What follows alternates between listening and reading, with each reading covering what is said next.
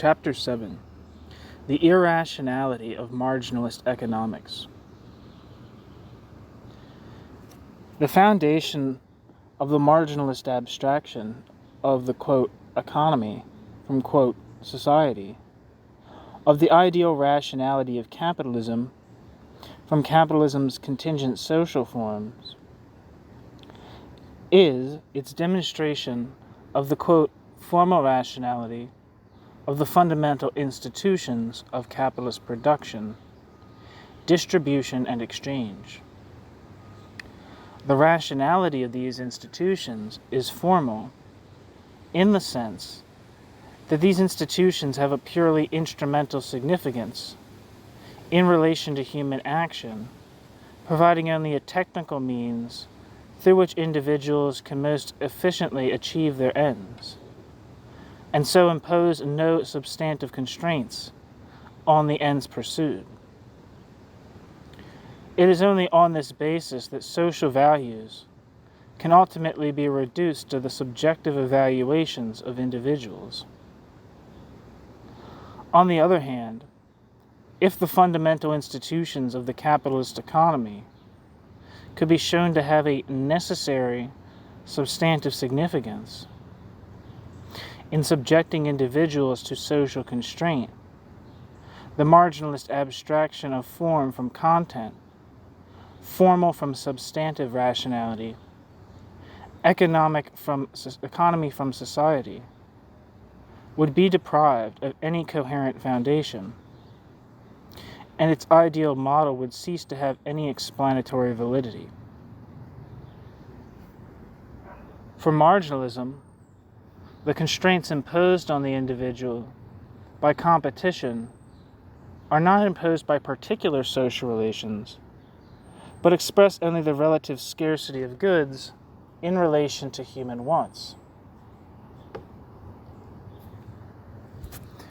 The resources with which the individual is initially endowed define the material limits to which the individual can satisfy those wants.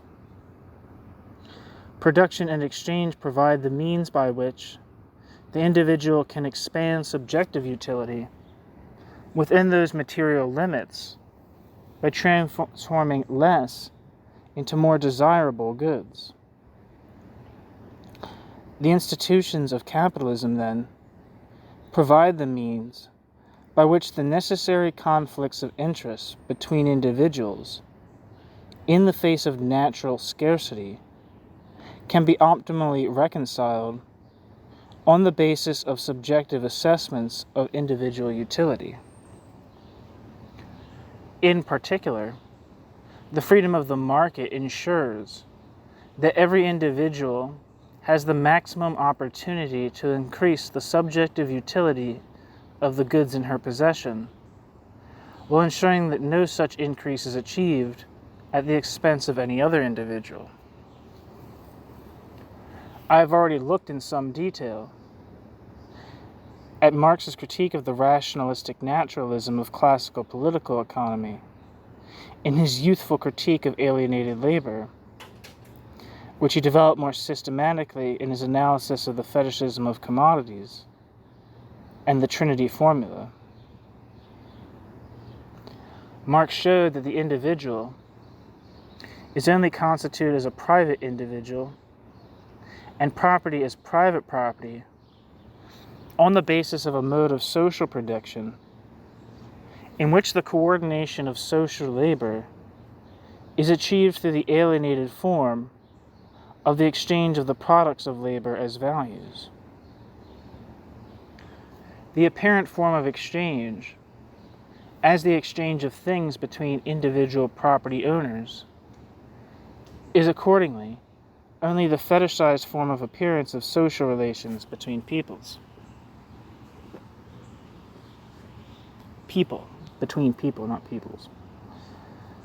The exchange relation is therefore inexplicable in abstraction from the particular social relations the exchange relation articulates.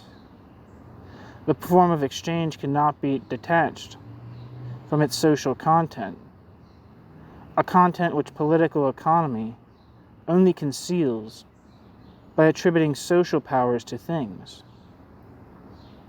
Similarly, the technologistic conception of production is only the fetishized form of appearance of capitalist social relations of production, in which the production of things is subordinated to the production, appropriation, and accumulation of surplus value as the alienated form of surplus labor.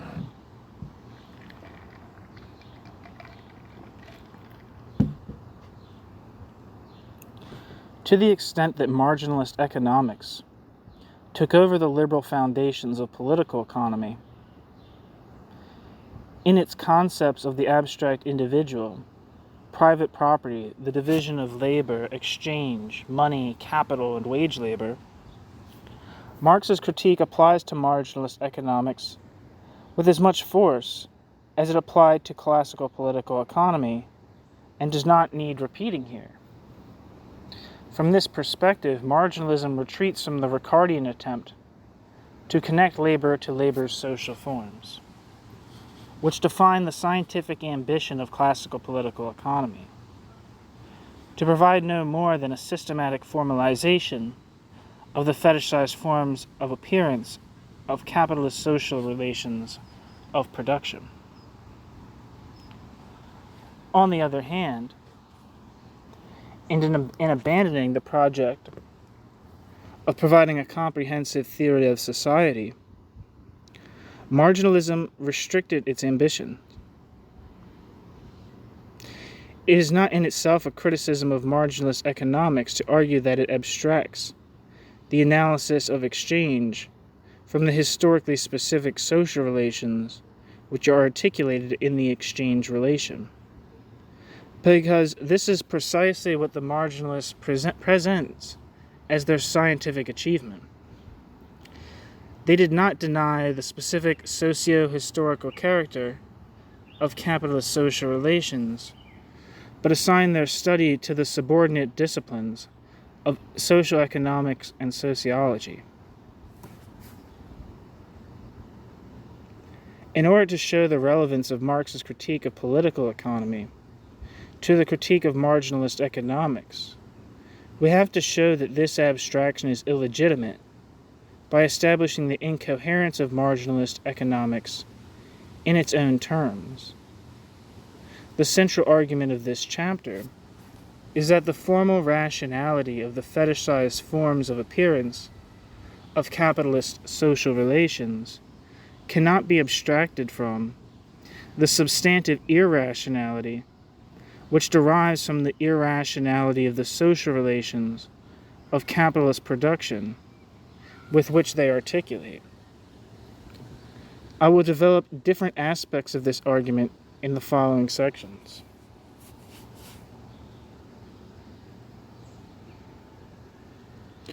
I will start off by showing that the marginalist analysis of systematic exchange depends on its abstraction from the, quote, ignorance and, quote, uncertainty, which is not merely a subjective deformation of an objective rationality, but which necessarily characterizes a system of commodity production. As soon as we recognize ignorance and uncertainty, we find that exchange can no longer be reduced to a formal mechanism which relates subjective evaluation to natural scarcity, but is a social institution which has substantive and irrational results.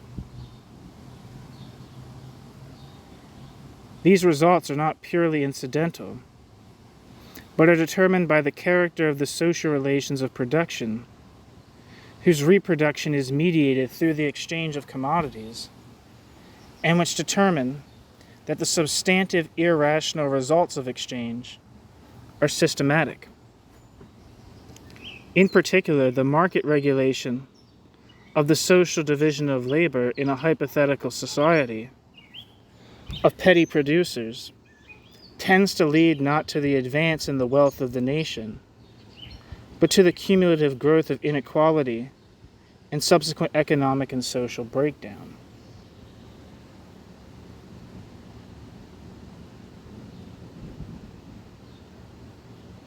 This explains why it is individually and socially rational to regulate the social division of labor within such a society directly, and why subordination to the market has historically had to be imposed on petty producers by force. The forcible imposition of the rule of the market does have a certain rationality, but this is not the, quote, formal rationality of a system of provision for human need, but the substantive class rationality of a system of exploitation, which is based on relations of economic dependence, culminating in the forcible separation of the direct producers from their means of production and subsistence. I'm reading outside right now. It's getting mad spooky. It's fun. Hope it's not messing up. I hope everyone can hear me okay still. Marginalism treats the separation of the direct producers from their means of production as a rational development of the division of labor, as the, quote, factors of production, end quote, come within the sphere of the formal rationality of exchange. The rationality of the competitive determination of wages, rents, and profits rests on the assimilation of wages, rent, and profits to the general theory of price as the revenues which accrue to the owners of particular commodities. However, this assimilation faces insuperable difficulties, above all in the case of profit. The failure to explain profit as the, quote, price of capital has fundamental implications, for it means that it is impossible to assimilate the theory of distribution to the theory of exchange, and so to reduce the rationality of capitalist class relations to the, quote, formal rationality of exchange.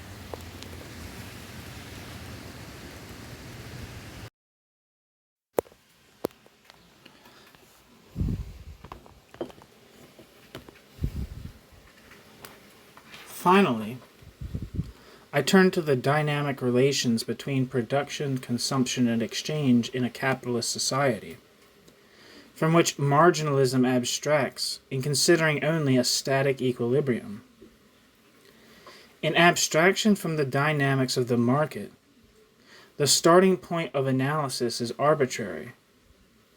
There is no more and no less reason to follow Marx in regarding the social relations of production as primary, or to follow political economy in seeing the social form of distribution as primary, or to follow marginalism in seeing individual consumption as primary. However, once we turn to the dynamic relationship between these different moments of the system of social production as a whole, we find that the starting point is no longer arbitrary, but is determined by the social form of production. Moreover, we find that the market cannot be reduced to a rational means of regulation of social production, whether in accordance with the development of the forces of production, the accumulation of surplus value, or the needs of consumers, but as a contradictory means of regulation, expressing the contradictions inherent in the social form of production.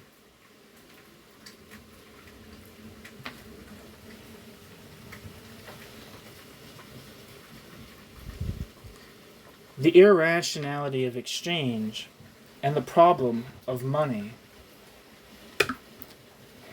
The marginalist theory of capitalist society starts with the elementary exchange between two isolated individuals,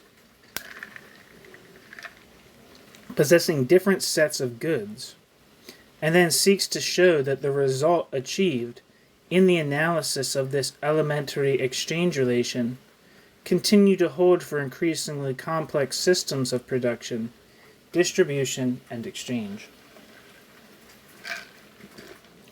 However, as soon as we have regard to the social form of exchange, we find that such a generalization is illegitimate. The limits to the rationality of exchange become apparent as soon as we move beyond the immediate exchange of use values to a system of exchange, in which the rationality of the individual exchange is conditional on the rationality of the system as a whole. The rationality of the elementary exchange relation is intuitively obvious. Each party to the exchange has full knowledge of the opportunities available to her, which comprise the goods in her possession and those offered by the other party to the exchange. Each party can then offer to trade on the basis of their subjective evaluations of the relative utilities of the goods in play, and can choose to exchange to the extent, and only to the extent, that such exchanges increase utility.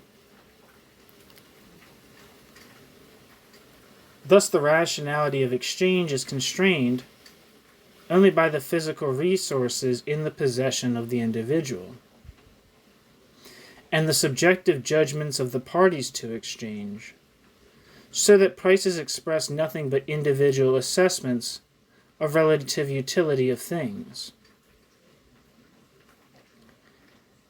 The generalization of this result from the elementary exchange to a system of exchange composed of a multiplicity of elementary exchanges would seem to be a formality. The generalization of the commodity form, as more and more things become the objects of exchange, merely expands the opportunities for increasing utility through exchange, without imposing any additional constraints on the individual, so long as that individual is always free to choose not to exchange.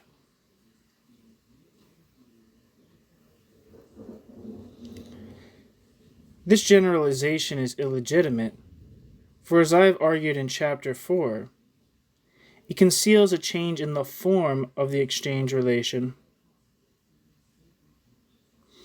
which is of fundamental significance.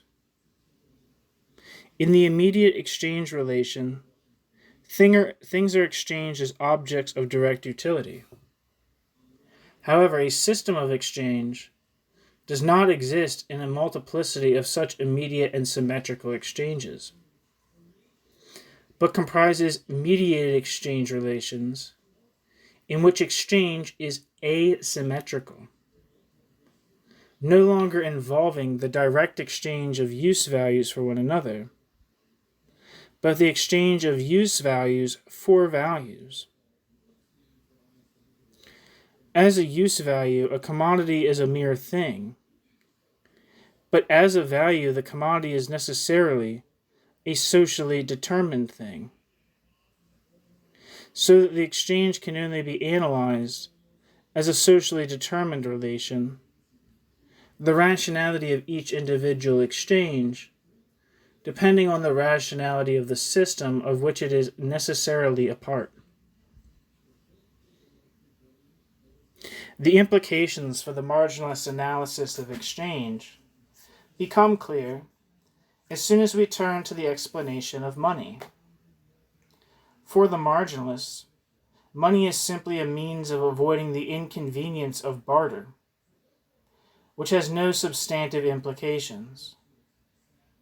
However, barter cannot be reduced to the elementary form of immediate exchange, for in barter, the individual acquires things through exchange, with a view to their subsequent exchange for other things.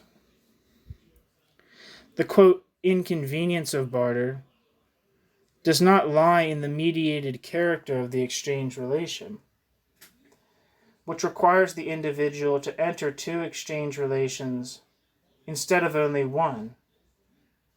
For this is as much the case when money serves as the mediating term in the exchange as it is when any other commodity plays that role. The inconvenience of barter lies in the fact that the first exchange is conditioned on the outcome of the second exchange, the results of which cannot be known with certainty. I may wish to exchange corn for meat, but the butcher may not want corn, but cloth. The butcher may be willing to accept my corn in exchange for her meat, with a view to subsequently exchanging the corn for cloth with somebody else.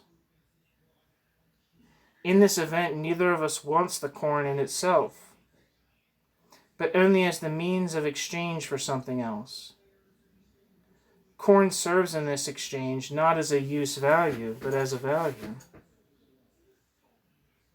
However, in exchanging meat for corn, the butcher runs the risk of not being able to make the subsequent exchange on the anticipated terms, and this is where the inconvenience of barter lies.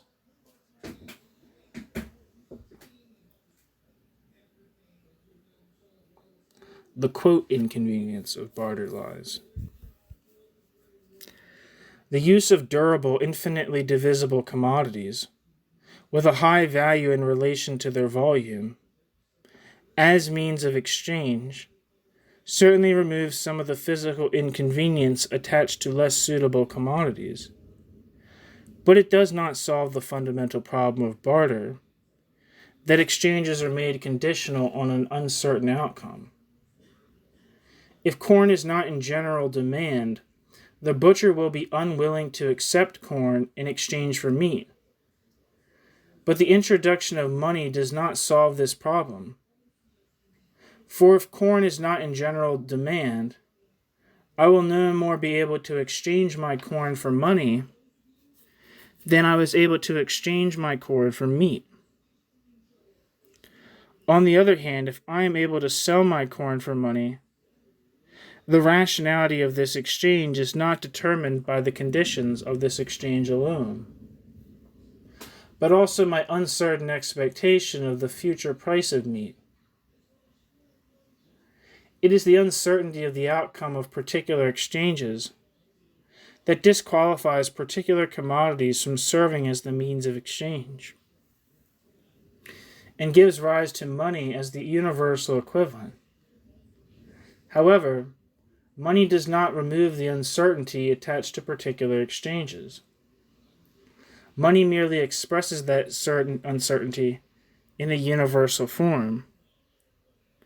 Money does not resolve the inconvenience of barter. Money generalizes the inconvenience of barter.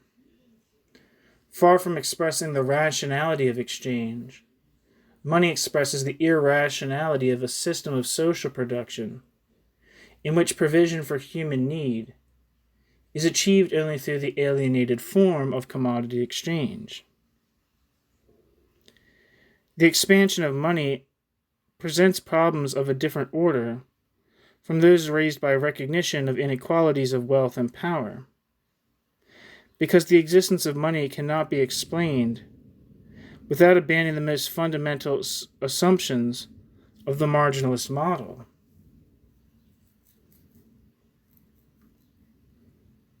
In the elementary act of exchange, the agents of exchange knew with certainty the range of opportunities available to them, expressed in the reciprocal offers of each party to the exchange. If the exchange ratios are all commodities, in the present and the future, are generally known,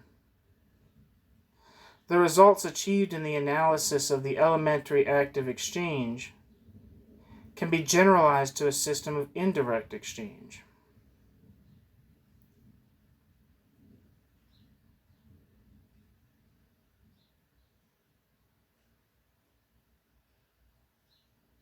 If the exchange ratios of all commodities in the present and the future are generally known, the results achieved in the analysis of the elementary act of exchange can be generalized to a system of indirect exchange.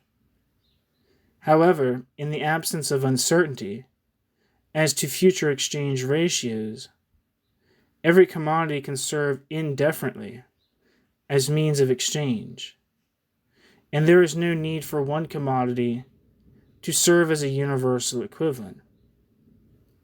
On the other hand, if we recognize the existence of ignorance and uncertainty, we can explain the emergence of money, but it is no longer legitimate to generalize the results achieved in the analysis of the elementary act of exchange.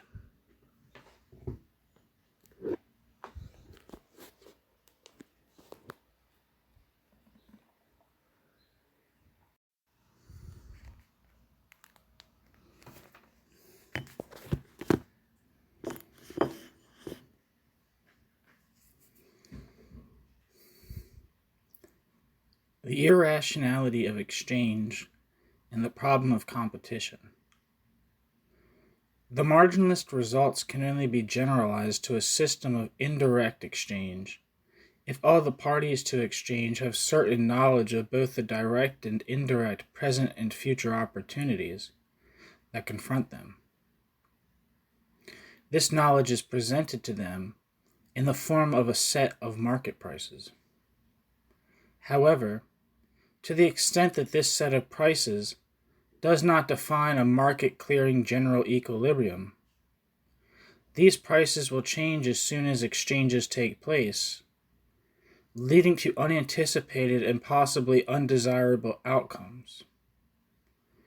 Thus, the rationality of the outcome of individual exchanges presupposes that the system of exchange will always and instantaneously achieve a market-clearing general equilibrium. This is an illegitimate abstraction from the ignorance and uncertainty which characterizes judgments in the real world, not only because its relaxation undermines the marginalist results, and not only because it makes it impossible to explain the emergence of money, but also because it makes it impossible to explain the social form of exchange as competition.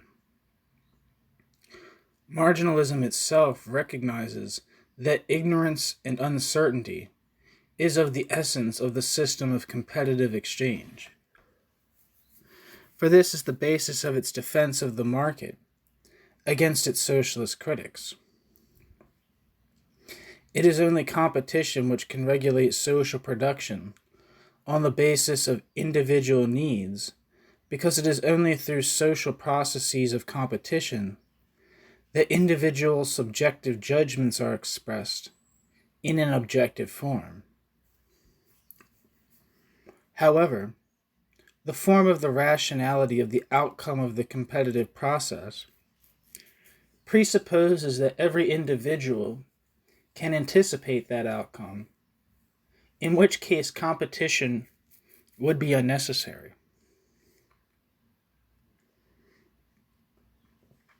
The more acute economist recognized the unreality of their fundamental assumptions and sought various devices to get around it.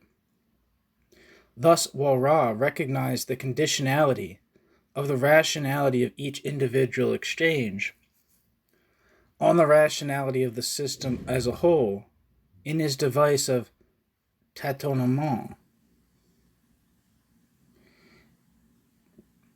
according to which an auctioneer takes conditional bids until that auctioneer reaches a market-clearing set of prices, which must include prices for all anticipated future transactions, at which point all bargains are struck. Such a device would be perfectly sound as a methodological abstraction, if the results obtained could be sustained at lower levels of abstraction. However, the introduction of ignorance and uncertainty immediately makes the model indeterminate, so the results can only be sustained at lower levels of abstraction by making arbitrary and gratuitous assumptions. Walras' device is not only unrealistic, it is also ideologically extremely subversive. While it makes it abundantly clear how far removed is the marginalist model from the reality of capitalist society, it provides a basis on which to develop a quite different application of the model, in which the auctioneer is replaced by the central planning agency of a socialist society.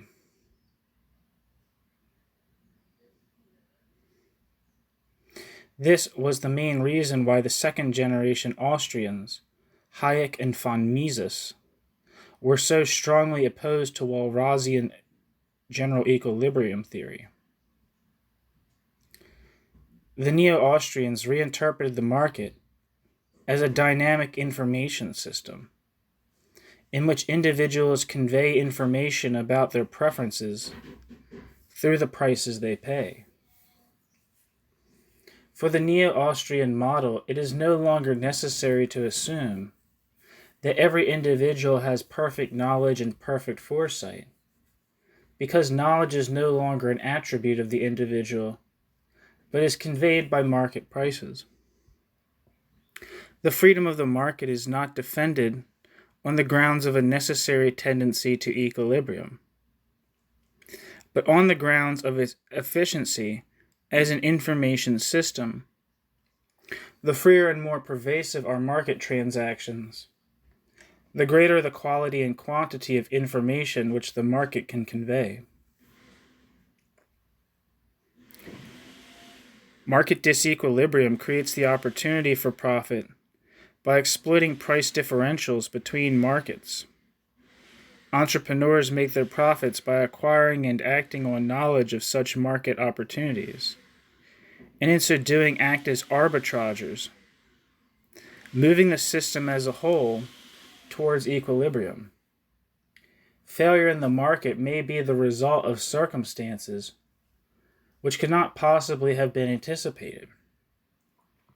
But the market has the advantage of rapidly identifying and correcting such unavoidable errors. However, failure in the market is more often the result of a failure to acquire and act on the requisite knowledge of market opportunities, for which the individual alone must bear the blame and suffer the cost. This differential success and failure led to economic inequality, but such inequality by no means supports the socialist belief in the deficiencies of the market.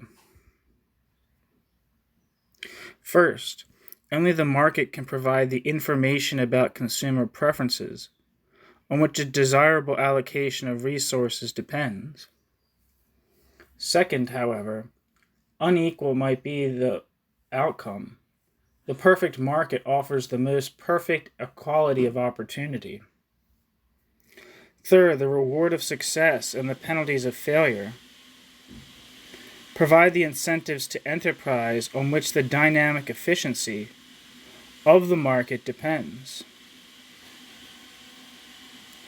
The Neo-Austrian model is vastly superior to the Walrasian model in regarding the operation of the market as a dynamic process, and in taking seriously the problem of disequilibrium.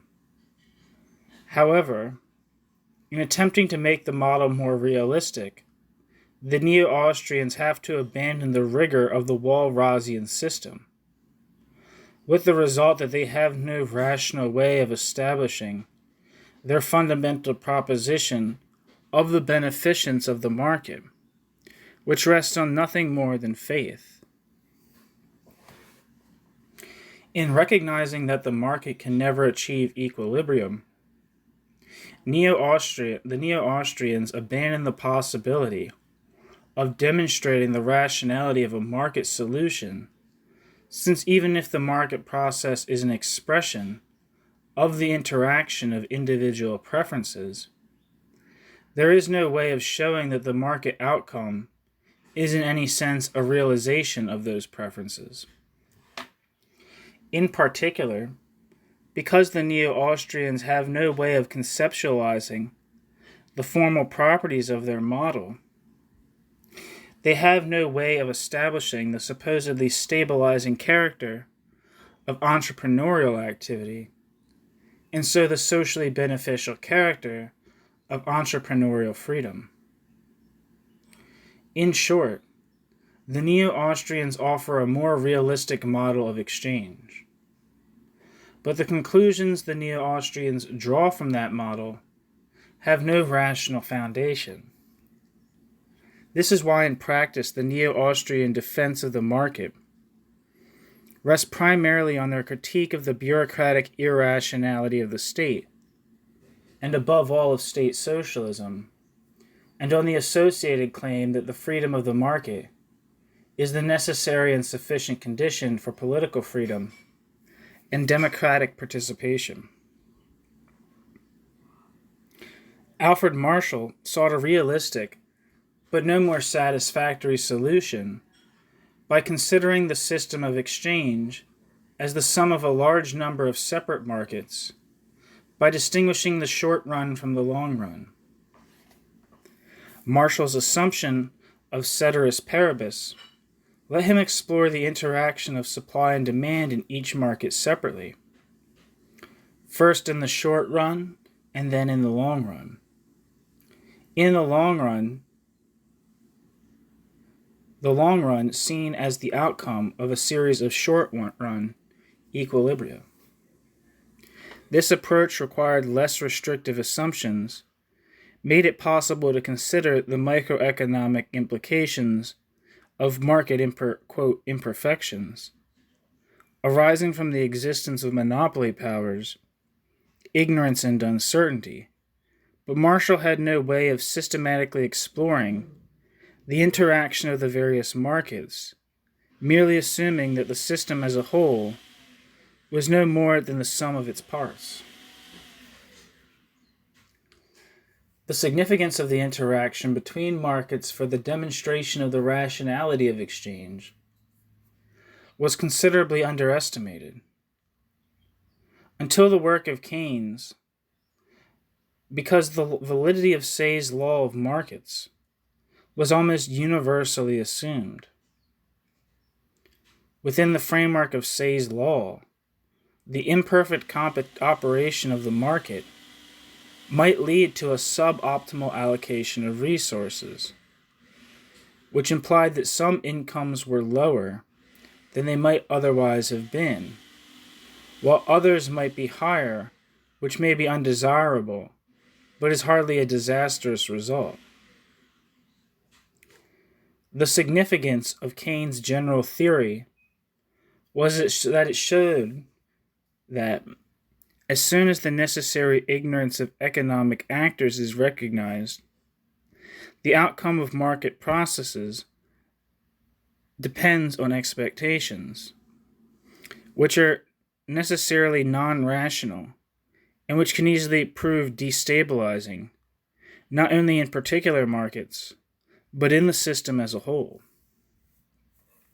Thus, Keynes showed that the outcome of the necessarily imperfect operation of the market was in general not simply the misallocation of resources, but the instability of the system of social production, leading to cyclical fluctuations, mass unemployment, and possibly even persistent depression.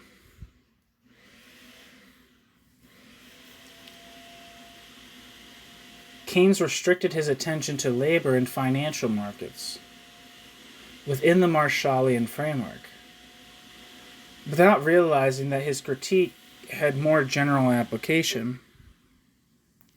The sources of instability could not be confined to the level of the, quote, macroeconomic adjustment of financial markets, but had a, quote, microeconomic origin in the interaction of markets and of economic actors, and so were pervasive and systemic.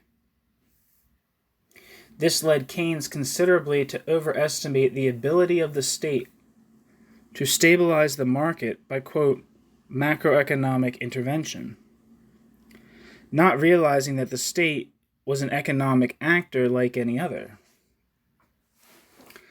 As the Neo-Austrians forcefully argued, despite the greater range of its powers, and the greater resources at its disposal, the knowledge and foresight of the state was necessarily as limited as that of other actors, and so its interventions as likely to prove destabilizing as to stabilize the system as a whole.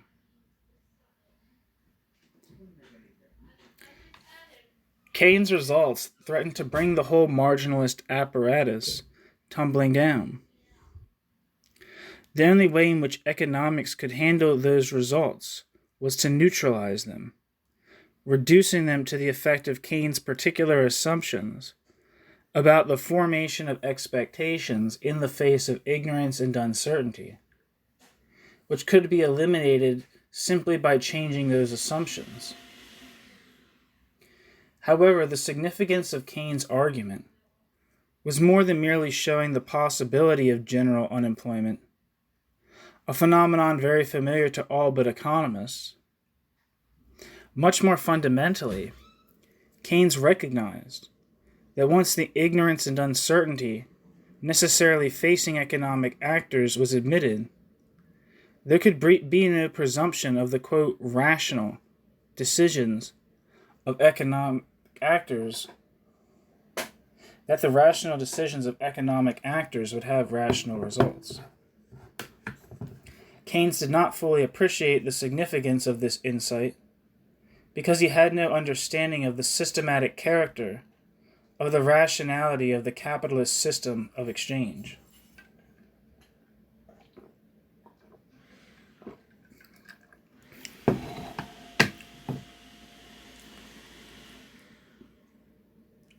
For Keynes, irrational outcomes were merely the, quote, unanticipated consequences, end quote, of rational action which, because they were unforeseeable, did not comprise the rationality of the judgments of which they were the result. However, if the rationality of those outcomes is systematic, then the irrational consequences of rational individual judgments cease to be unforeseeable, and the rationality of these judgments is thrown into question. Keynes could not see the systematic irrationality of capitalist exchange because Keynes had no conception of the social form of exchange as the contradictory form of reproduction of capitalist social relations of production.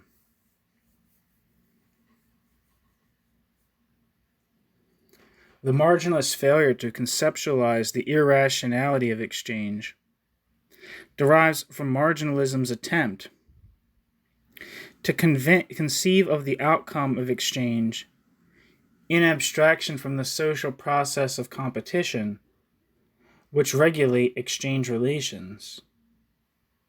The starting point of Marx's critique of political economy was precisely his and Engels' critique of the classical abstraction from the economic instability and social conflict, which were the inseparable complements of the tendency to equilibrium.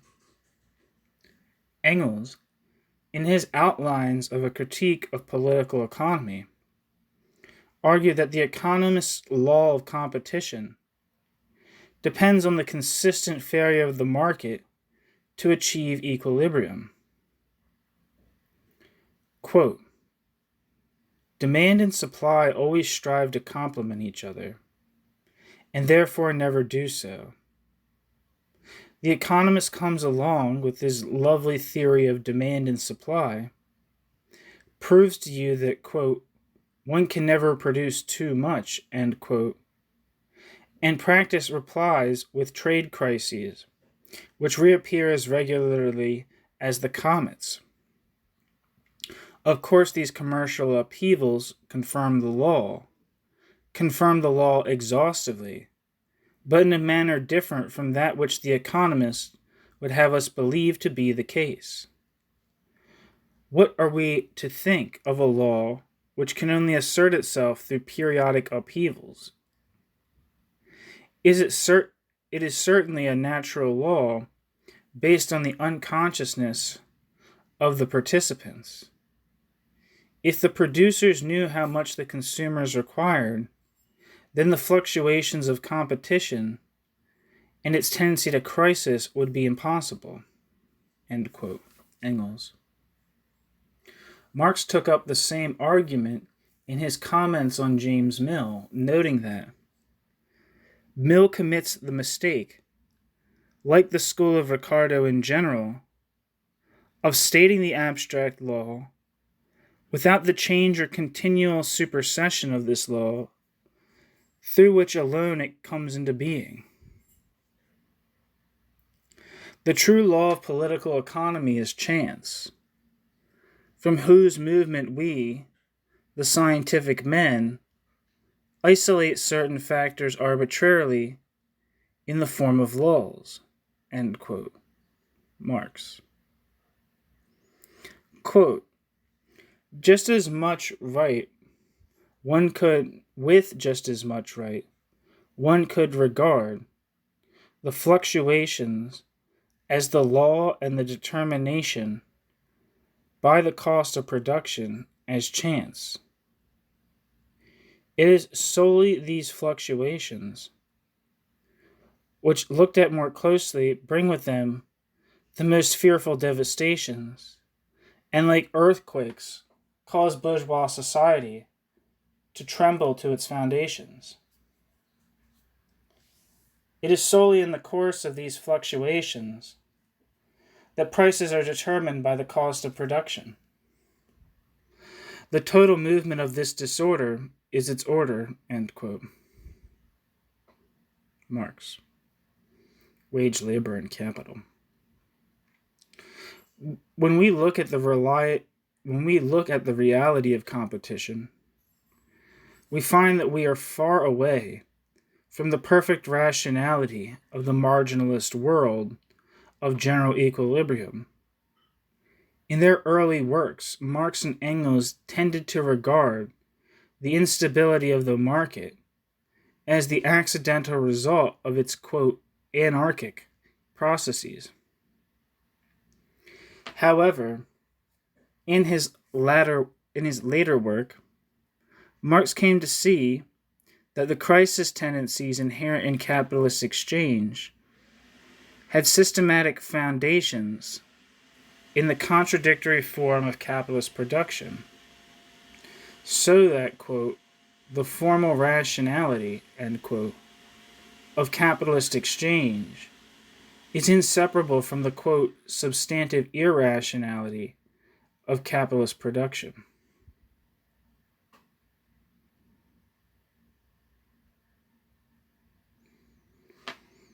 The irrationality of exchange and the division of labor. As a purely formal relationship, exchange is a relation of freedom and equality, a symmetrical division between individuals defined only by their difference from one another. However,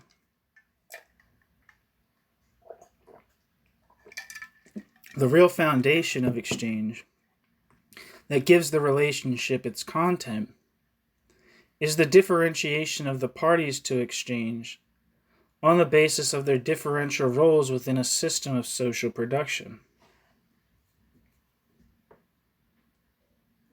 Thus, the content of the exchange relation can be reduced to its form. Thus, the content of the exchange relation cannot be reduced to its form. The exchange relation's content is to be found outside itself in the systematic social differentiation that is expressed through the exchange relation.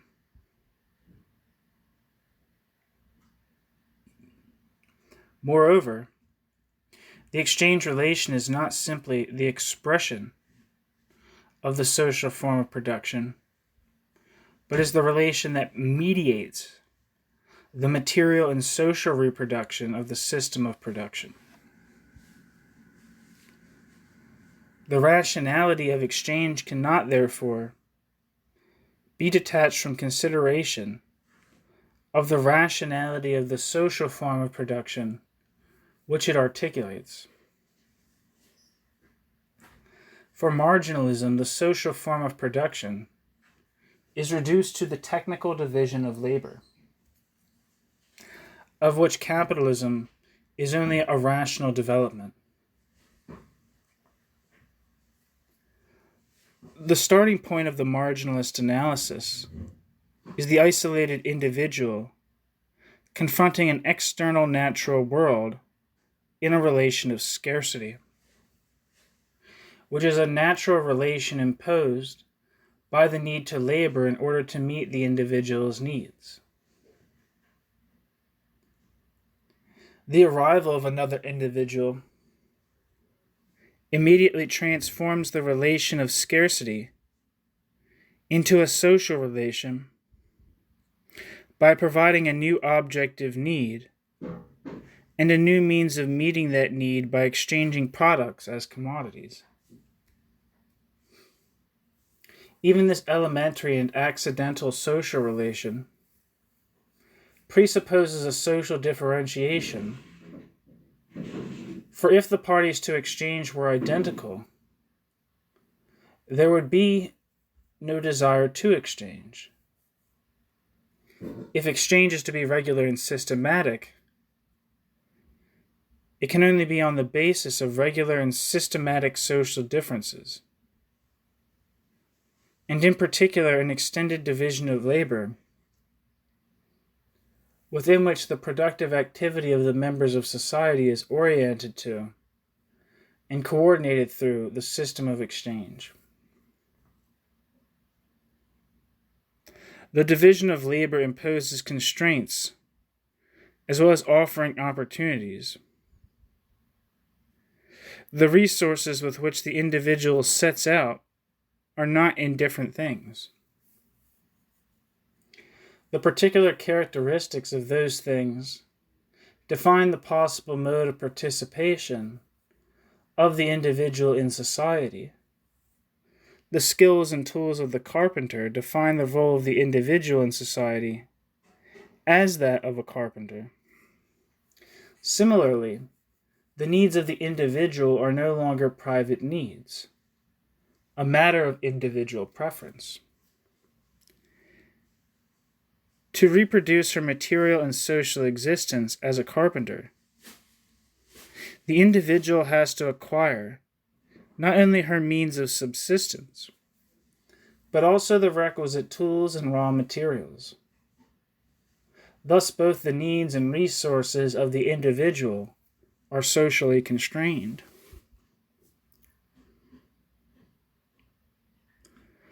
With the development of a division of labor regulated through the market, the individual can only secure her own physical and social reproduction through the sale and purchase of commodities. Subjection to the rule of the market may provide opportunities for material gain, but it also carries the risk of physical and social extinction if the individual is not able to secure her social reproduction through market exchange. The rationality of the individual act of exchange, therefore, presupposes the rationality of the system of exchange as the mediating term in the material and social reproduction of the system of social production. The irrationality of the social regulation of petty commodity production by competitive exchange appears as the emergence of social inequalities compromises the reproduction of the system. The origins of such inequalities may be contingent. Wealthier households may owe their favored position to their skill and frugality, to a favorable demographic balance between productive and unproductive household members, to favorable market conditions, or to good fortune. But once such inequalities emerge, they tend to become cumulative. The better off are better able to weather crises, to improve the methods and expand the scale of their production, while the less fortunate may have to consume or sell their raw material and means of production. Thus, the unrestricted development of the propensity, the quote propensity, to truck, barter, and exchange, end quote, in such a society would lead not to growing prosperity, but ultimately to the economic and social breakdown of the society. For marginalist economics, the polarization of wealth and the consequent breakdown of social production is attribute to chance, misfortune, or misjudgment as the quote unanticipated consequence, end quote, of individual action. Thus the quote formal rationality, end quote, of the original act is not comprised by the quote substantive irrationality, end quote, of the outcome. However, the fact that this specific outcome may have been unanticipated by no means implies that such an outcome was unforeseen. The knowledge that the future is uncertain is sufficient to alert the individual to the risk of committing her very existence to the vagaries of the market, and to establish the rationality of the self-conscious organization of social production, through which the advantages of the division of labor can be secured without running any of its risks. It is because of the social irrationality of exchange, rather than because of any irrational commitment to custom and tradition, that societies based on petty commodity production normally seek to regulate social production directly and strongly resist.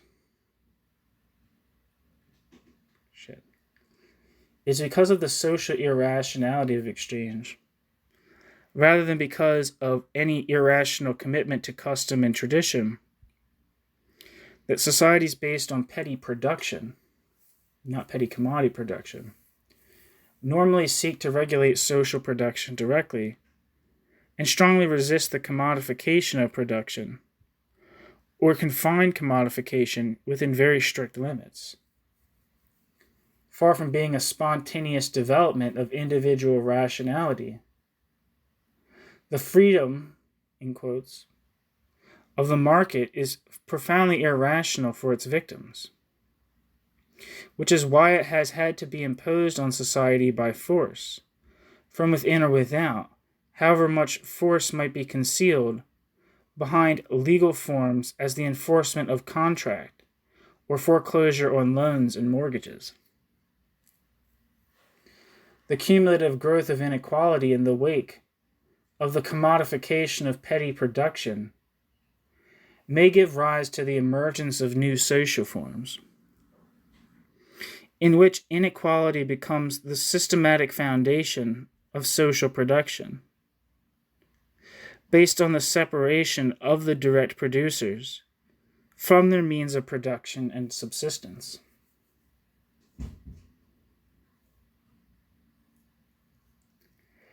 This separation is no more the outcome of the rational evaluation of new opportunities, nor the, quote, unintended consequence of rational action, than is the commodification of means of production and subsistence. The forcible separation of the direct producers from the means of production has only been the historical outcome of an intense, diffuse, violent, and long drawn-out class struggle. The dispossession of the direct producers does not simply introduce one more commodity, labor power, to the market. More fundamentally, the dispossession of the direct producers transforms the social form of production, and in so doing, the dispossession of the direct producers transforms the dynamics of the market. Before turning to the dynamic role of the market in the reproduction of capitalist social relations, however, we need to examine more closely the marginalist demonstration of the rationality of capitalist production.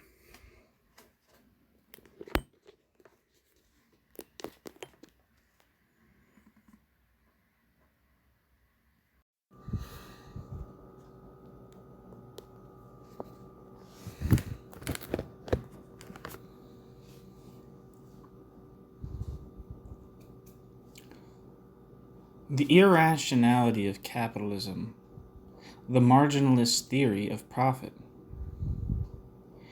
For marginalism, the development of capitalist social relations of production is only a rational development of the technical division of labor. The separation of the laborer from the means of production makes it possible to achieve the technological advantages of large-scale mechanized production, while the commodity form of labor provides the laborer with the opportunity to seek the most favorable outlet for her talents, and enables the entrepreneur to direct labor to the most productive uses. The process of production itself was seen merely as a technical process through which material inputs were transformed into material outputs. The subordination of the laborer to capital being imposed not by the social form of production, but by the technical requirements of coordination and control. This analysis implies that wages, rent, and profits are prices like any others. In this case, the prices of the cooperating factors of production, based only on subjective judgments of utility in the face of a naturally imposed relation of security. The difference between wages and profit is qualitatively no greater and no less than, for example, that between the wages of different categories of labor, or between the prices of cabbages and peas. Profit could as well be seen as the wages of capital, or wages as the, quote, profit on the laborer's, quote, investment in the production and reproduction of her labor power. We have already considered Marx's critique of the, quote, irrationality of the, quote, Trinity formula on which his theory is based. On which this theory is based, not his theory. This irrationality becomes apparent as soon as we ask what are wages, rent, and profits the price of. What is the commodity that is bought and sold to realize this price? In the case of wages and rent, marginalism can provide some coherent answer to this question. For wages and rent appear as the price paid by capitalists for the, quote, productive services, end quote, of land and labor. But what commodity is bought and sold to realize profit? This is a problem to which marginalism and marginalism's successors have devoted a considerable proportion of their intellectual energies. The versions of the theory of profit proposed are many and varied, and here we can only outline the issues at stake. The basic approach is to identify the source of profit in the, quote, marginal productivity of capital, and to determine profit's magnitude in association with the subjective, quote, time preference, end quote, of individual economic actors. Although it can be shown to be the case, under appropriate assumptions and within the marginalist framework, that the equilibrium rate of profit will equal the, quote, marginal productivity of capital, end quote, and the, quote, marginal rate of substitution, end quote, of present for future goods. The issue is the explanatory value of such an equation. Wieser sought to establish the foundations of profit in the physical productivity of capital in the, quote, simple economy, end quote, in abstraction from all social institutions.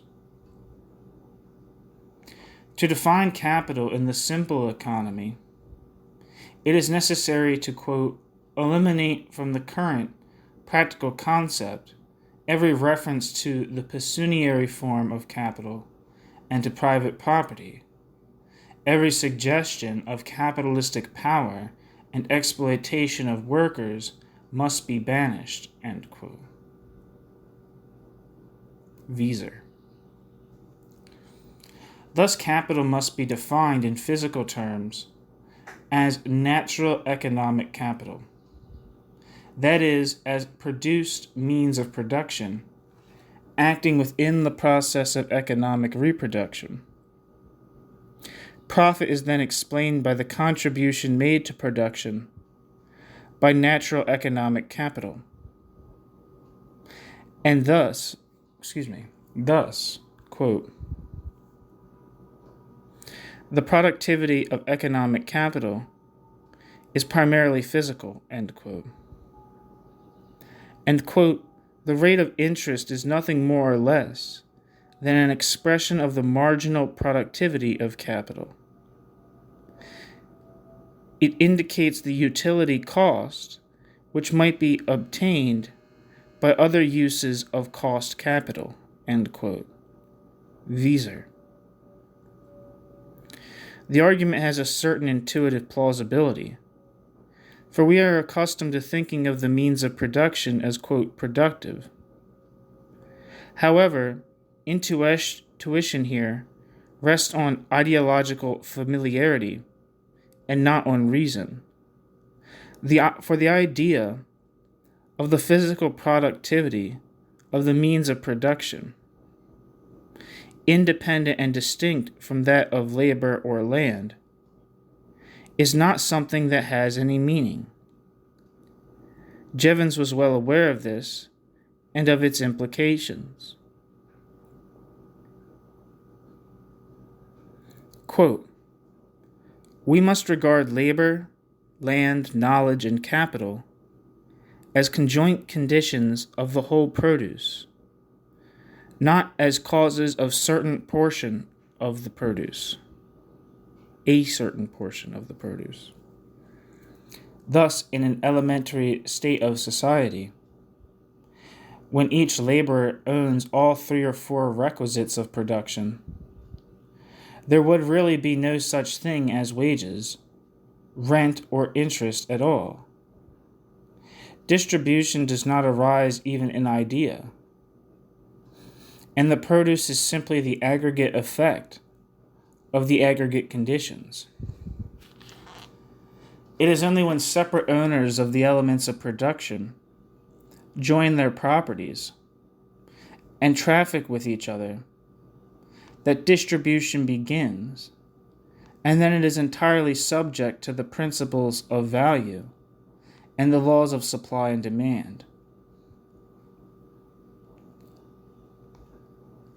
Each laborer must be regarded, like each landowner and each capitalist, as bringing into the common stock one part of the component elements, bargaining for the best share of the product, which the conditions of the market allow him to claim successfully, end quote. Jevons. Thus, it is impossible to define profit independently of the existence of exchange and of capitalist social relations. Although profit only exists within capitalist social relations, it may be possible to abstract from those social relations in the determination of profit if profit can be given a naturalistic, if not a universal, foundation. Although wages, profit, and rent only arise in a capitalist society, it may be possible to show that wages, profit, and rent nevertheless only express individual evaluations of utility, so that their rationality can be established independently of the social form of production. Jevons believed that he could achieve this on a different foundation from that of the physical productivity of the means of production.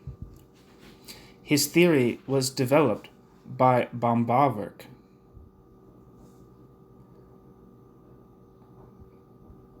Bombaverk argued that profit cannot be attributed to the means of production, for the means of production are simply commodities that are used in production, and there is no reason why their use should in itself yield a surplus. Moreover, the means of production form only one component part of capital. The sum of money which attracts a profit comprises the money laid out to purchase all the requisite conditions of production: land, labor, power, raw materials, stocks, machinery, etc. And profit depends not only on the magnitude of the capital, but also on its turnover time. For Bombaverk, capital is used to buy labor and commodities that have been produced by previous applications of labor.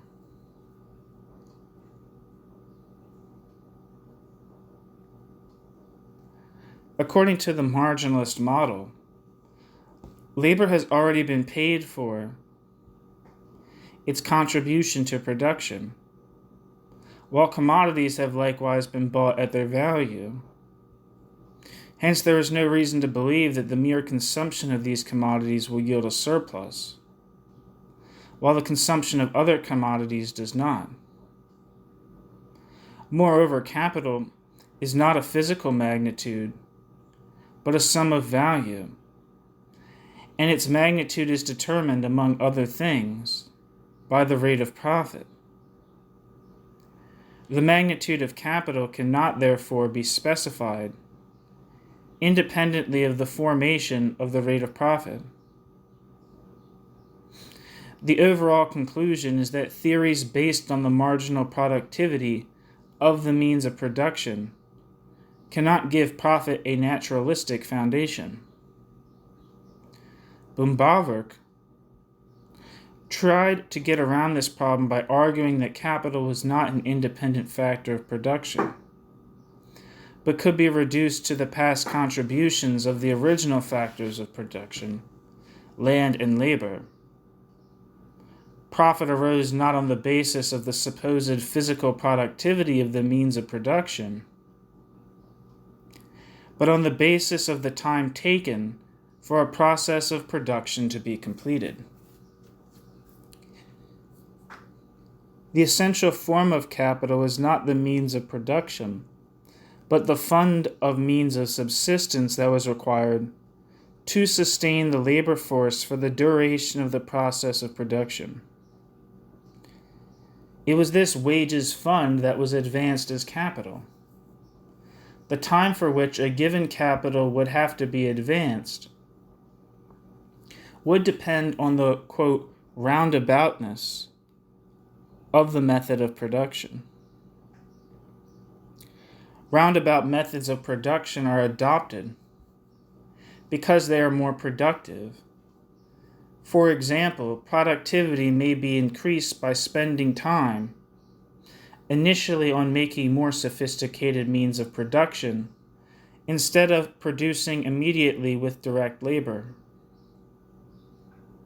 The existence of a subsistence fund as the natural form of capital makes it possible to engage in more roundabout and so more productive methods of production. The owner of the subsistence fund makes it available to the workers in return for a profit which corresponds to the productivity of more roundabout methods of production. The workers, on the other hand, offer the owner of the subsistence fund a profit because their produce is increased by more roundabout methods of production.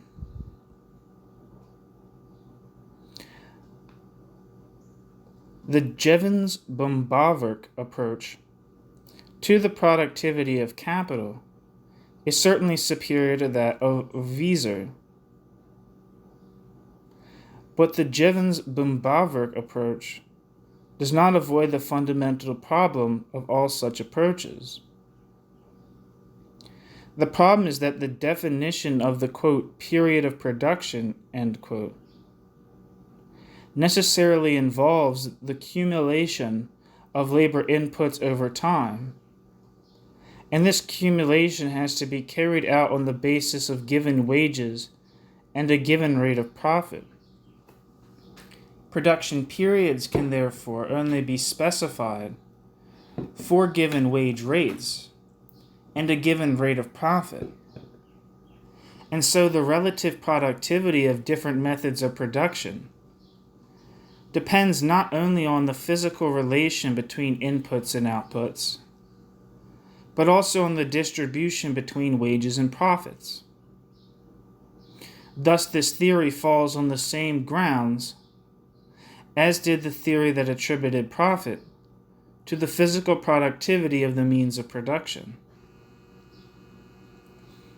Accordingly, the, quote, efficiency, end quote, of capitalist production cannot be reduced to the efficient allocation of physical resources in relation to individual judgments of utility, and the separation of allocation and distribution of the, quote, formal and, quote, substantive rationality of capitalism cannot be sustained.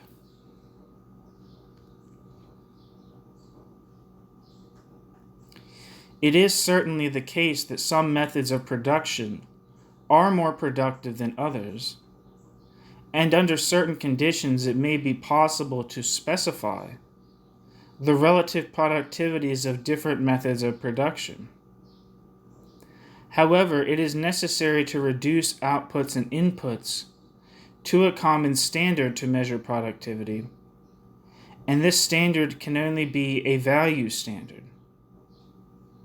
This means that the, quote, productivity, end quote, of different methods of production cannot be specified in physical terms, but only in terms of value. This is, of course, appropriate since the aim of capitalist production is the maximization of profit, not physical productivity.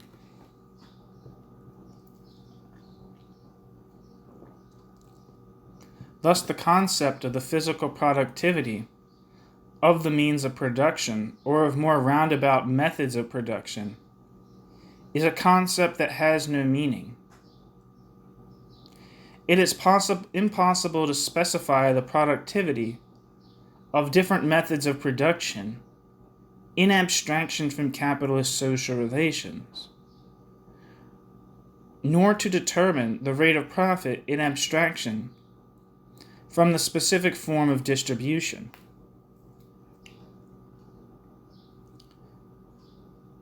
Moreover, it is only under capitalist social relations that this, quote, productivity is attributed to capital as to correspond to a rate of return on capital. There is thus no basis either for the justification or the determination of profit in abstraction from the social relations of capitalist production. Nor are there any grounds for identifying the maximization of profit with the maximization of utility.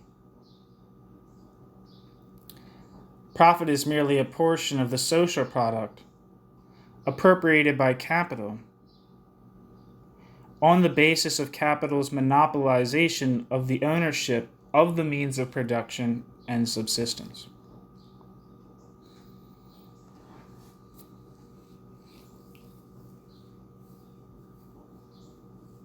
The theory of capital is only one side of the theory of profit. It supposedly explains the source of profit, but cannot alone explain its magnitude. Why does not investment proceed until the rate of profit falls to zero?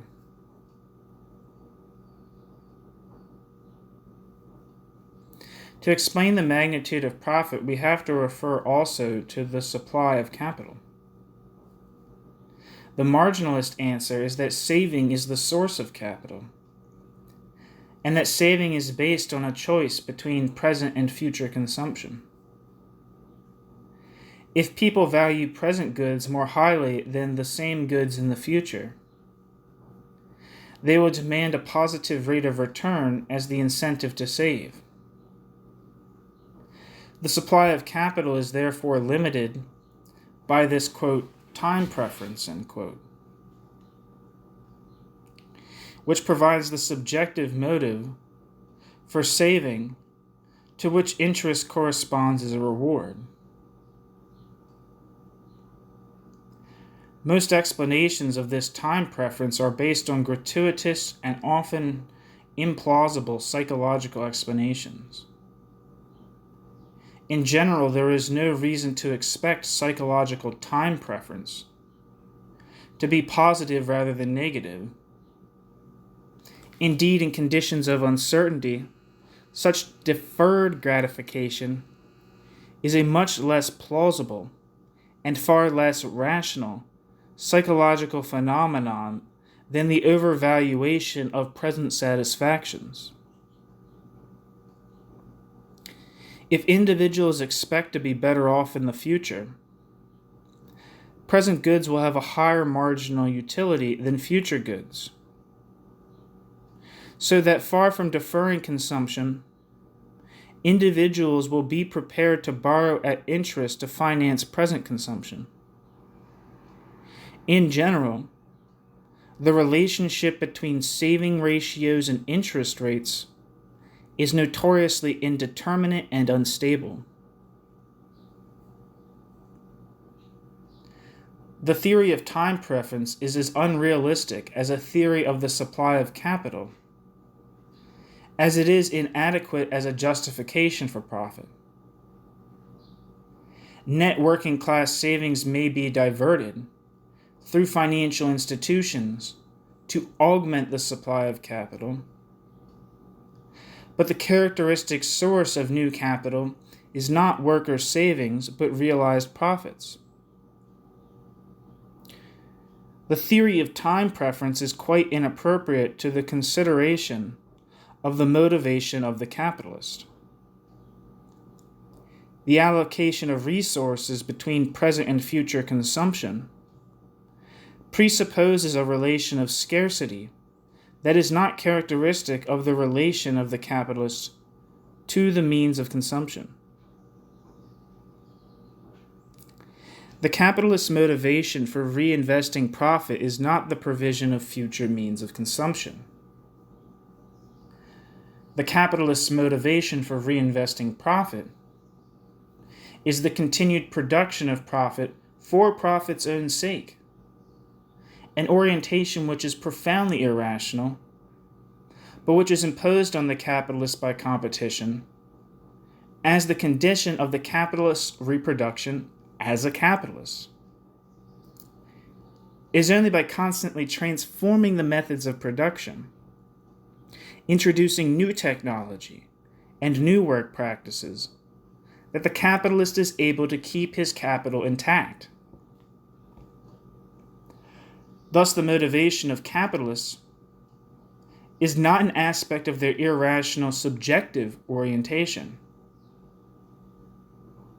The motivation of capitalists is imposed on capitalists by the reproduction of the capitalist system.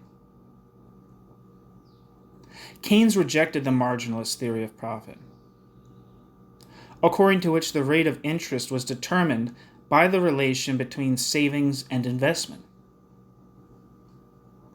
in favor of a theory which related savings and investment through the level of incomes. If saving depends on incomes, a high level of investment will lead to rising incomes, which will lead in turn to a high level of net savings to finance the investments.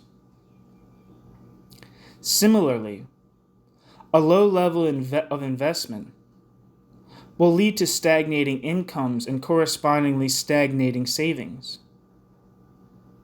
Thus, the levels of saving and investment are theoretically indeterminate. Even more importantly, if savings are determined primarily by income levels and not by the rate of interest, the rate of profit and the rate of investment will be determined not by individual preferences, but by the extent of the inequality of income distribution. A high rate of savings and investment will then not express a personal preference for future over present goods, but simply a very unequal distribution. This conclusion, developed by Clarke, has devastating implications for the marginalist attempt to separate consideration of the allocative efficiency of capitalism from, quote, political judgments of the equity of the underlying distribution. For it means that the most fundamental allocative judgment, that concerning the allocation of resources between consumption and investment, is primarily determined by the distributive judgment. Keynes was well aware that his rejection of the marginalist theory of interest undermined the marginalist justification for profit, so that Keynes returned to the classical justification of capitalism in terms of its dynamic efficiency, although with less confidence than did his classical predecessors.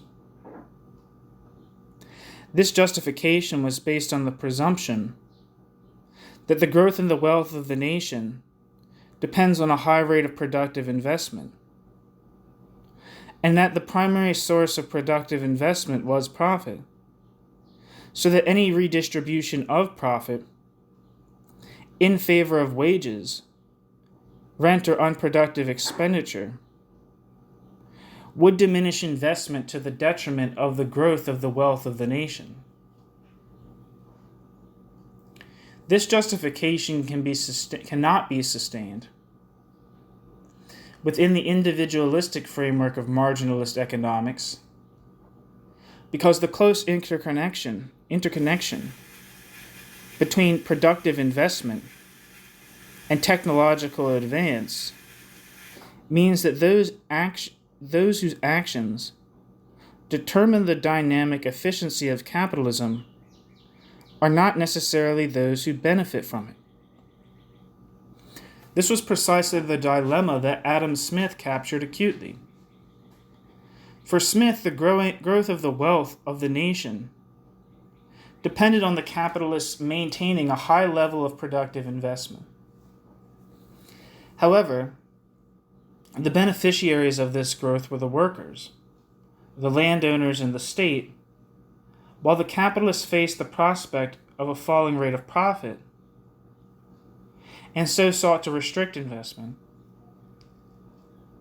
For Keynes, too, the declining, quote, marginal efficiency of capital, end quote, and the, quote, liquidity trap, end quote, threaten to lead to falling investment, stagnation, and even chronic depression.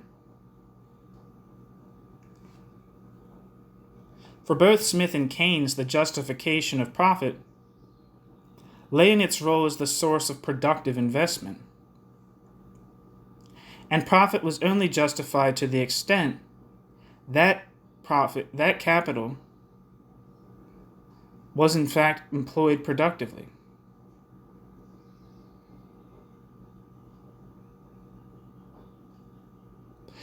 The implication tentatively drawn out by Keynes,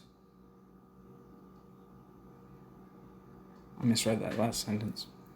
For both Smith and Keynes, the justification of profit lay in its role as the source of productive investment, and it was only justified to the extent that it was in fact employed productively. The implication, tentatively drawn out by Keynes, is that the expenditure of profits cannot be left to the whim of the capitalist, who should be subjected to moral and physical pressure to employ his capital productively, and the regulation of the rate of investment could not be left to the market, but had to be undertaken by the state on behalf of society as a whole. The theory of profit is undoubtedly the weakest internal link in the marginalist attempt to demonstrate the rationality of capitalism, because it proves impossible to reduce the social relations of capitalist production to any natural or technological foundation.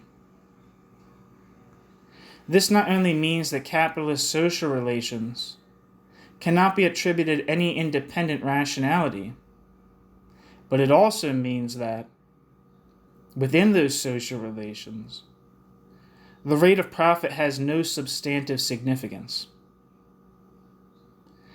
corresponding neither to any, quote, productive contribution, end quote, of capital, nor to any subjective assessment of utility, but only to the appropriation of a portion of the social product without equivalent.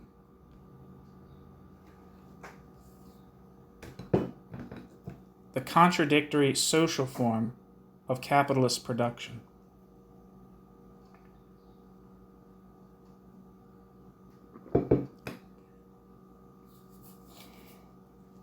In the previous two sections, I have criticized the marginalist attempt to establish the rationality of capitalist exchange and of capitalist production. We now have to put production and exchange together to locate the source of the fundamental irrationality of exchange, which is to be found in the contradictory social form of capitalist reproduction. The forcible separation of the direct producer from the means of production defines the historical origins of the capitalist mode of production. However, this separation is not sufficient to secure the reproduction of the social relations of capitalist production. This reproduction is problematic because in the course of its reproduction, the capitalist mode of production suspends its own foundations. The capitalist begins with a sum of capital in the form of money, with which he buys labor power and the requisite means of production. The worker begins with nothing but her labor power, which she sells to the capitalist. Once this exchange has been completed, the worker is no longer propertyless, but has the means to buy the requisite means of subsistence. The capitalist, meanwhile, has transformed his capital into a mass of commodities and labor power which are, in themselves, worthless. The social reproduction of the capitalist mode of production now depends on the particular use made of the commodities in the hands of the worker and the capitalist. The worker must use the money in her possession to reconstitute herself, physically and socially, as a wage laborer. The capitalist must use the means of production and labor power in his possession to reconstitute himself as a capitalist. The reproduction of labor power, or the, quote, productive services, end quote, of labor, depends on the worker spending the money received in wages on the commodities required to secure her physical reproduction as a laborer. According to the economist, wages are determined by the supply of and demand for labor power. The demand is determined by the productivity of labor as a factor of production. The supply of the subjective preference of the worker for income as opposed to leisure. However, the limits within which wages are determined are not set by the interaction of personal preference and technical constraint. The income needs of the worker are not matters of taste. The income needs of the worker are socially constrained. The worker has a need for a certain level of income to sustain a socially conditioned level of subsistence. Moreover, the worker has not merely to reproduce herself physically, but has to ensure that she has the qualities required to fulfill her particular role in production, defined socially by the conditions of labor. The worker's needs for income and leisure are not defined exogenously, as in the marginalist model. The worker's needs for income and leisure are constrained by the needs socially imposed on the worker and mediated through the labor market to reproduce herself as a particular kind of worker. The physical reproduction of the worker is not a sufficient condition for the social reproduction of the worker as a wage laborer. If wages rise significantly above the socially determined subsistence level, there will be no compulsion on the worker to return to work for the next period. The form of the wage relation, therefore, not only determines the needs of the worker as a consumer, the form of the wage relation also determines the relation between those needs and the worker's resources will be a relation of scarcity. Not the natural scarcity depicted by the economists, but the socially constructed scarcity imposed by the dynamics of capitalism. It is this relation of scarcity that forces the vast majority of workers to assume a, quote, rational, end quote, orientation to work and to consumption, working to maximize their incomes, and carefully allocating their scarce resources to ensure that they can meet their subsistence needs, rather than assuming the, quote, hedonistic, end quote, orientation of the bourgeoisie, for whom work can be a means of self-realization and consumption a source of pleasure. The capitalist system of production, far from representing the most rational means of resolving the problem of scarcity, depends on the reproduction of scarcity, whether by the restriction of wages or the inflation of needs. The demand for labor power is no more determined by technical considerations than is the supply determined by subjective preference. Labor power will be purchased by the capitalist so long as the marginal productivity of labor exceeds the wage. However, the marginal productivity of labor is not a technical, but a value magnitude, measuring the extent to which the capitalist can compel the laborers, individually and collectively, to work beyond the labor time necessary to produce the value equivalent of the wage. Thus, the determination of the demand for labor power by the marginal productivity of labor simply expresses the fact that labor power will only be employed to the extent that the worker is willing to subject herself to the domination of capital, to alienate her creative powers and employ her creative powers not to realize her own talents, nor to enrich herself, but to produce under the capitalist imperative to maximize the intensity and duration of labor in order to enrich the capitalist. Capitalist exploitation and domination is not the contingent result of the abuse of capitalist power.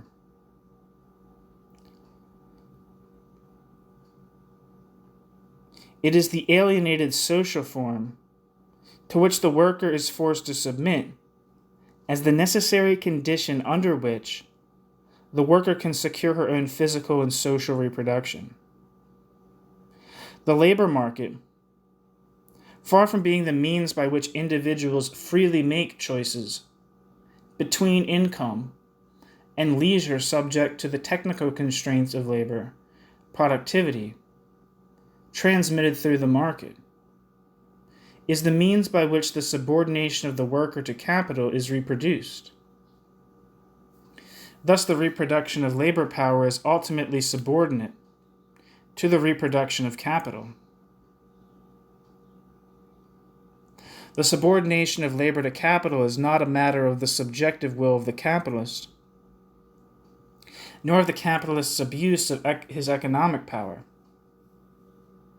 The capitalist has no choice but to seek constantly to intensify labor, to extend the working day, and to transform methods of production in order to realize to the full the possibilities of reducing the necessary labor time. Under capitalism, this compulsion is imposed neither by technology nor by the will of the capitalist, but by competition.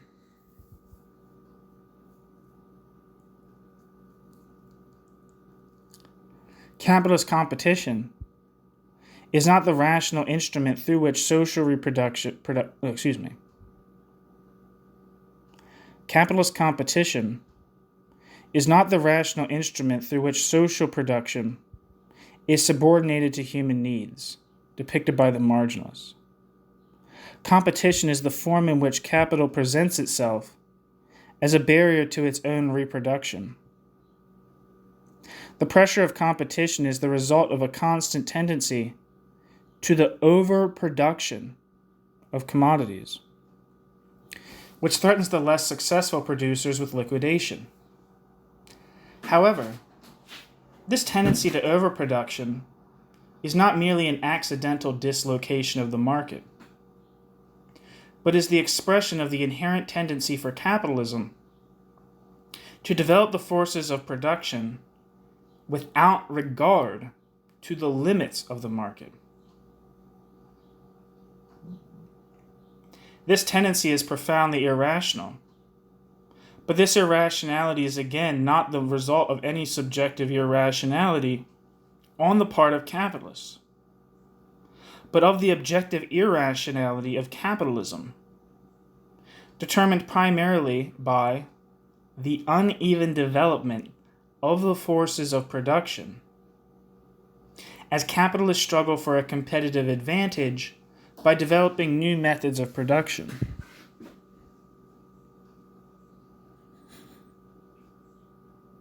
In the first instance, the development of new methods of production is the means by which an individual capitalist can realize a surplus profit, by producing at lower cost than his competitors. This opportunity defines the subjective incentive to develop the forces of production and to exploit the opportunity to the full by expanding production without regard to the limits of the market.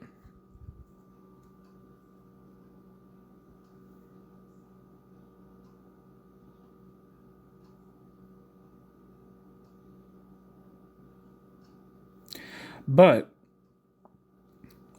when the innovating capitalist throws the greater mass of commodities onto the market, the immediate result is an intensification of competitive pressure. In the face of competitive pressure, the less advanced capitalist can only respond by intensifying labor and extending the working day, unless or until he can amass sufficient capital to introduce more advanced methods of production in his turn. However, the more advanced capitalist has an equally strong incentive to intensify labor and extend the working day to capitalize on his immediate advantages. Moreover, as the new methods of production are generalized, and as backward producers increase their output to meet the competitive challenge, the pressure of competition increases so that even the most advanced producers may be compelled to lengthen the working day and to intensify labor in the face of the growing overproduction of commodities. The degradation and exploitation of labor is not the result of the abuse of power by cynical capitalists. The degradation and exploitation of labor is inherent in the objective dynamics of the capitalist mode of production. It is capitalist, quote, rationality, end quote, which determines that the development of the forces of production, far from being the means of harnessing the creative powers of labor, compels capitalists to crush such creative powers. Far from being the means of realizing human skills, compels capitalists to destroy such skills. Far from reducing the burden of labor, compels capitalists progressively to intensify labor.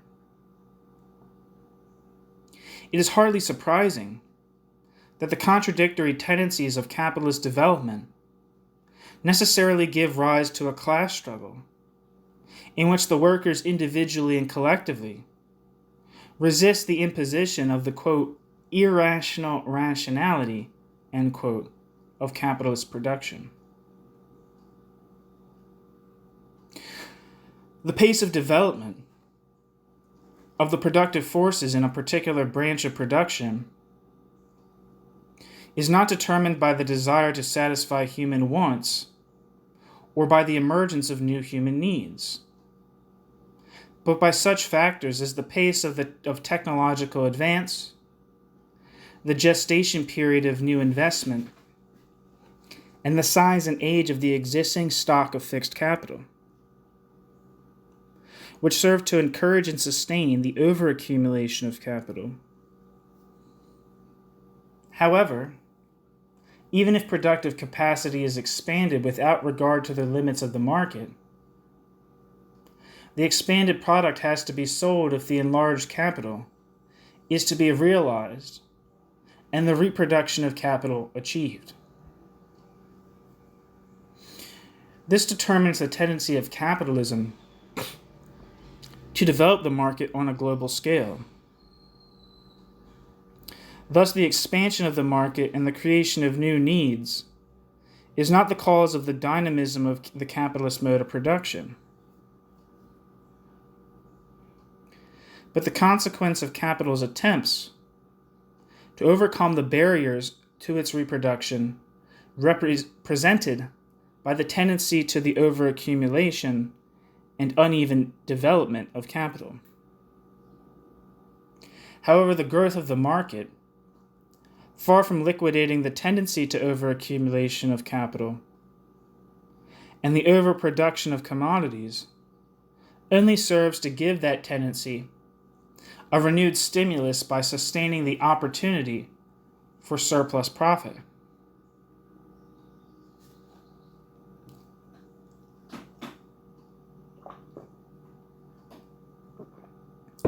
Sooner or later, the overaccumulation of capital is bound to appear in the form of a growing overproduction of commodities, leading to falling prices and backward capitalists will eventually no longer be able to sustain their losses. However, production will not be brought back within the limits of the market through the smooth transfer of capital and labor to new branches of production, for the capital employed is tied up in stocks and means of production which have been devalued by the fall in prices, while the workers may not have the skills required for alternative occupations and may be geographically remote from new employment opportunities. Thus, production is only brought back within the limits of the market by the devaluation of capital, the destruction of productive capacity, and the redundancy of labor.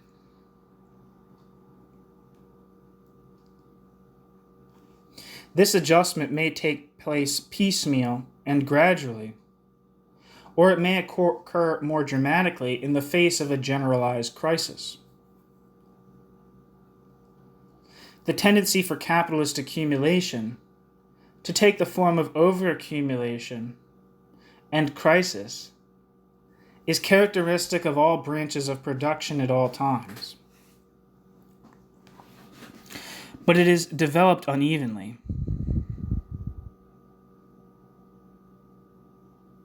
So that its characteristic form of appearance is the uneven development of the various branches of production, which gives rise to growing disproportionalities between the various branches of production, which can only be rectified by the mechanism of restructuring through crisis. The accumulation of capital can be sustained in the face of such disproportionalities by the expansion of credit, which stimulates the growth of the market, accommodates disproportionalities, smooths the liquidation of less profitable capitals, and absorbs bankruptcies, but at the same time risks stimulating the further overaccumulation of capital, accompanied by inflation and speculation, carrying the risk of a general crisis of overaccumulation. Such a general crisis is not confined to a few capitalists in a few branches of production, but reverberates through the system as a whole, as bankruptcies precipitate a chain of defaults, and as cuts in production lead to a contraction of the market in a cumulative spiral of decline. The general crisis is not a pathological eruption in the normally placid course of capitalist development, the result of the subjective ignorance or misjudgments of capitalists or politicians, but is only the most dramatic expression of the permanently crisis-ridden character of accumulation. Enough has been said to make it clear that as soon as we have regard to the social form of capitalist production, we find that it is only on the basis of the laws of capitalist production that we can understand the laws of capitalist exchange. The tendency for capitalists to expand the forces of production without regard to the limits of the market is not a result of their subjective irrationality, but of the objective irrationality of a system of production geared not to production for social need, but to production for profit, and in which the primary source of surplus profit is not the exploitation of market opportunities, but the development of new methods of production, the cultivation of new needs, the intensification of labor, and the extension of the working day. The, quote, substantive irrationality, end quote, of capitalism is not the contingent result of ignorance, uncertainty, and the abuse of power, but is the necessary outcome of the contradictions inherent in the social form of capitalist production.